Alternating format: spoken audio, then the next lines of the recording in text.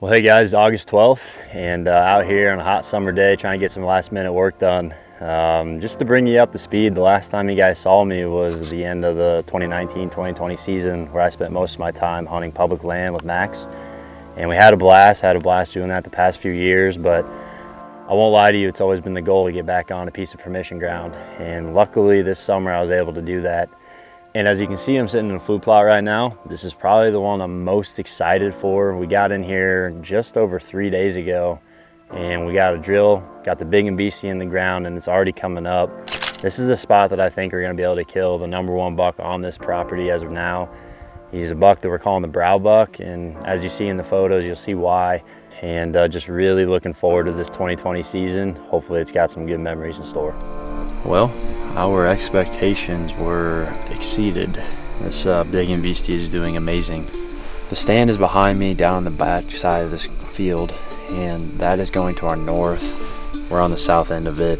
One thing I wanted to hit on that we're probably gonna do is when we come and deploy this system, I'm not gonna have just one camera on this spot. I'm really gonna focus heavily on any spot that I feel like deer might come into it, because one thing I want to learn right away is where are these deer accessing, where are they exiting. That way we can kind of build our entry and exit around that. So there's also quite a few trees on this south tree line that we can get in and hunt from a distance or just observe. So on par for this farm, doesn't look like any of these scrapes have opened up just yet, but like I said, we're expecting that to change. Right over my right shoulder, this is that tree stand, and there's just something that, I don't know, this feels like it's gonna be the spot that it happens. I mean, it just sets up so well. I'm very excited to get the full deployment out, get them into these fall spots. This is definitely gonna be one of them, like I mentioned, which is gonna be a little bit atypical. Normally I wouldn't focus so many cameras on one spot, but I'm really trying to key in on this brow bucks for an early October hunt. So we will see if that is even something we have to worry about. Not sure the buck's gonna be around, so hopefully he is. Hopefully this big and beastie plot keeps him around, and if not him, another mature buck to go after. But we're gonna get out of here. Rain's about to pick up again. Hopefully that'll wash away all our scent, and productive day. Very excited. All right, so we're just blowing through these last couple of cameras. We're on the brow plot, and as you can see through all the pans and cutaways, it looks awesome. The big and beastie's coming up great. This is where I'm hoping to kill that brow buck. Hopefully this is a part of his core range in the fall. This is why we put this here. And right behind me, big scrape just popped up right where we expected it to. So it's on the opposite side of the tree. The tree stand is right over my left shoulder, about 25 yards, and I'm expecting them to be coming. There's a creek crossing over here to my left, so very exciting. Hopefully we get that brow buck working this scrape, and gonna knock out these last couple of cameras, get out of here, and we're gonna be good to go for this fall. Well, hey guys, welcome back. It's September 27th here in southern Iowa, and it's a rainy day. Zach and I are heading into the brow plot right now to hang a stand, and to say I'm excited is an understatement. We're gonna go take advantage of the rain right now. All I have to say is it's a big deer, and hopefully this move pays off. So we're gonna get that done, and we'll catch back up with you here shortly. So, well, we've got our other stands right across the food plot, but October 1st, we got a northwest wind, and unfortunately it didn't set up well for that stand, but we've got our top deer showing up in daylight in this food plot. And so we came in here on this rainy day. Luckily, it's kind of great timing. There's no other way to put it. So we're getting into two places on this side, and just hope it pays off.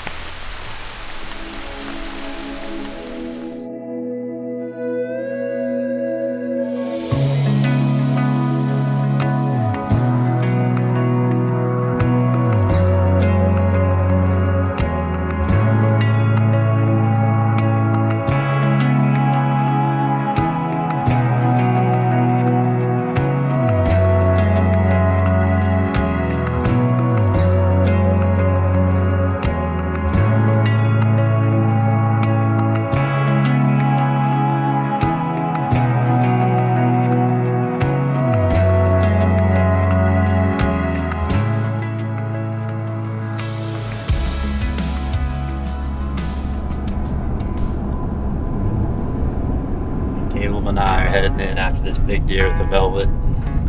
It is a crazy situation, but we're gonna try and take full advantage of it. You know, we have had pictures of this deer for the last 15, 16 days. And last night he was in the food plot again, working that scrape. I hung a stand on last Sunday. That was a day that it came in. It was raining. We hung a double, and that gives us an advantage with that northeast wind. You know, I talked about it last week on the show. The original spot just didn't work, but we got aggressive. We're aggressive tonight. High pressure, northwest wind, temperatures dropping. I mean, you couldn't ask for a better recipe. So I'm nervous. I mean, I won't lie to you. I've never felt like this on October 1st. You're normally excited, but very rarely do you have the chance to go in and kill a really big deer, and even a really big deer still in full velvet. So we're just pulling up to the spot. We're gonna park, get ready, and man, I'm very excited to get in, and hopefully by the time we leave, we got a tag punch on opening day.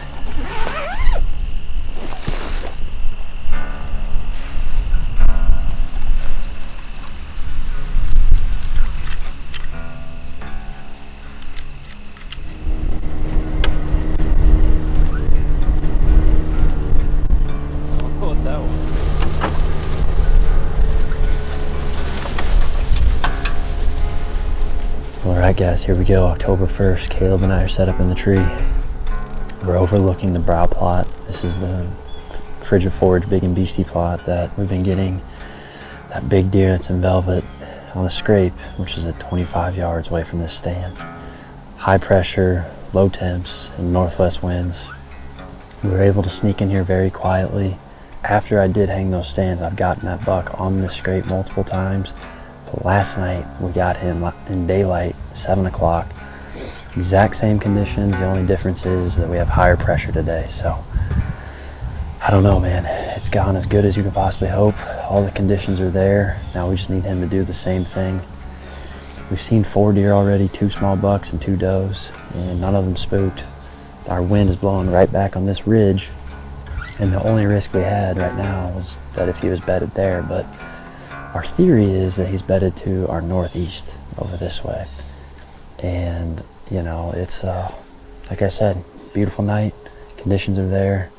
Hopefully he gives us an opportunity we can execute, but feels good to be back in the stand. Never had this much excitement on opening day, and it's good to be in the stand with one of my best friends, and hopefully we can keep adding to the memory bank. So food plot looks great, conditions are great.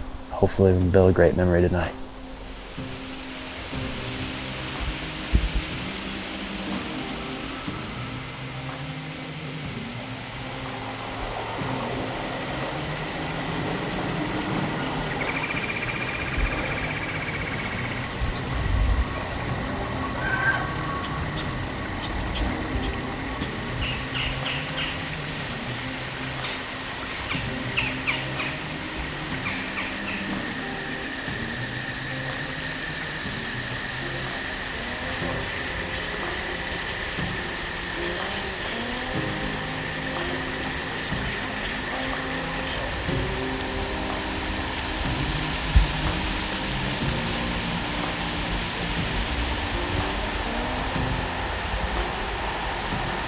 Does are coming in right now.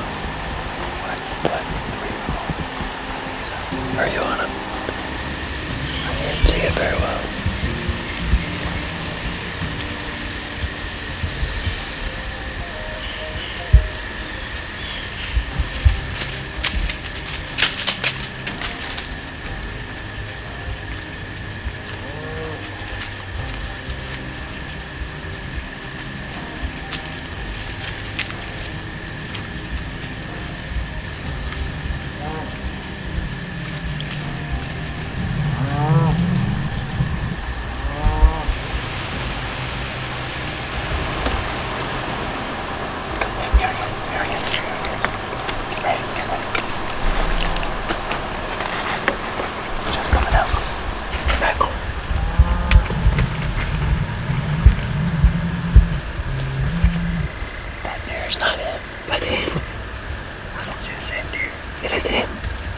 Question me on this. Okay, I'm just saying I see a different deer. Turn on your GoPro. Back right or back? He's on the edge. He's on the right edge. Josh, it's him. Back right. I know, but listen, back right. Yeah, back right. There he is, right there. He's coming straight to the scrape, dude.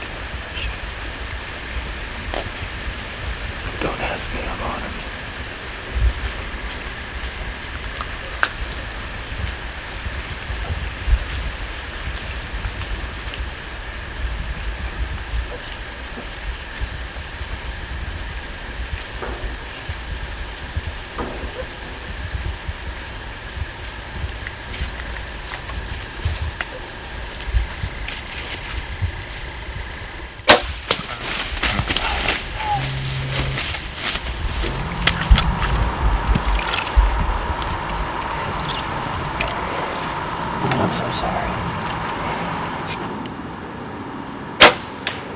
Nice shot. That was a hard shot right there. Oh my gosh. Guys, I'm so sorry about that shot. The first shot. I don't know what happened. But my second, he's dead. He didn't suffer, he's dead. The second shot was good. And he's on the ground.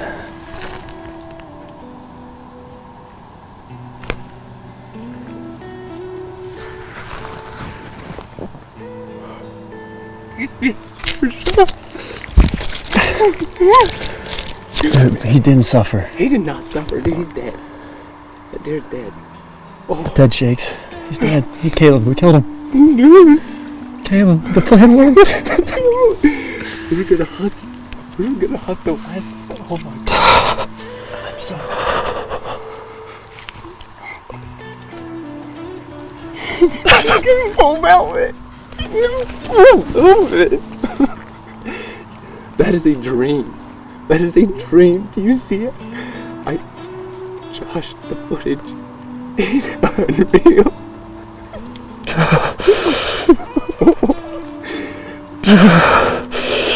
No, oh, dude. You should not feel like feel you terrible. should be feeling right now. Dude, that deer is dead. He did not suffer. Oh, dude. I'm serious. Oh, Caleb. Josh, what did we just do? Yes. Oh my, dude, that deer is a freak. That deer's a freak. He's a giant. I don't know if he jumped the string. He might have ducked just a little bit. Dude, here's the reality. Second shot killed him. That was a heart shot, the second one. Oh yeah, it was a hard shot. You 10 ringed in that second shot. I mean, Dude, he's in full velvet. yes. I'm not chasing November this year. Oh my god. All right, guys. Well, I just shot a velvet deer in Iowa on opening day, and I had to review that footage. And I know, regardless, I wish it wouldn't have happened, but he did duck a substantial amount. I got a second arrow in him right away, a heart shot. He's dead. We'll show you when we get down there. I cannot thank the landowner enough for the opportunity to even come hunt this deer, let alone to help with these farms. And man, it's always been a dream to kill a buck down in southern Iowa like this. And to have my best friend, one of my best friends, Collins, is like, it's just every time with Collins or Caleb, man, something good happens. And when Caleb goes, it's him, and I'm like, that's not him, I see a smaller buck. And he goes, don't you doubt me. I'm like, okay, I got it. And he was gonna come to the scrape. He didn't. He was with that good 3-year-old, and he went on the other side of the tree, about 5 yards from that other stand. And he's dead in the fringe of, he's dead in the big and beastie, man. I don't deserve this, but man, I'm really happy I got him. We're gonna get down, we got a little bit of light. We're gonna go take a look at this thing, man. I don't even want to touch him because I don't want to damage the velvet, but we gotta go. Iowa, man. I love my team, I love my friends. That's awesome, man. The only thing you said wrong there is that you definitely deserve that deer, dude. Here's that second shot. Right through everything. Oh my gosh. Look at my buddy. I don't want to. I'm scared. You've got to.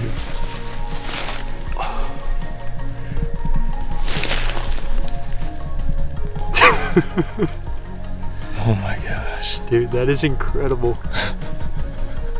I've always dreamed about going on an out-of-state hunt to hunt velvet, but I guess I didn't need to. What a blessing, dude. Wow. What an opportunity. Well, here it is, October 1st. We just got up to this deer, guys, and we're losing light fast, but this is my biggest buck to date, and to have him be in full velvet is just the craziest thing I never even imagined that being a possibility.